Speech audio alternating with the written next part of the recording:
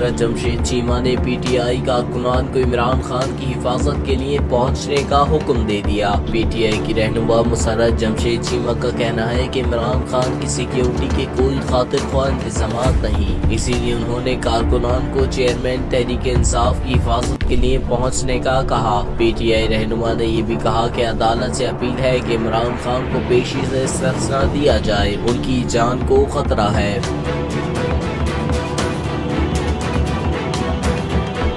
इस्लामाबाद रवानगी से कबल मीडिया से बात करते हुए उनका कहना था कि राना सनाअल्लाह और उनके लोगों ने मुल्क को खोखला कर दिया। ये लोग मुल्क को नुकसान पहुंचाना चाहते हैं। मुसर्रत चीमा ने मरियम औरंगजेब और अज़मा बुखारी की धमकियों पर नजर डालने का भी कहा। मुसर्रत चीमा का कहना है कि कोई भी कार्रवाई होती है तो वही लोग जिम्मेदार होंगे जो पहले नामजद किए गए थे। इमरान खान पर किसी भी किस्म की ज़्यादती बर्दाश्त नहीं करेंगे।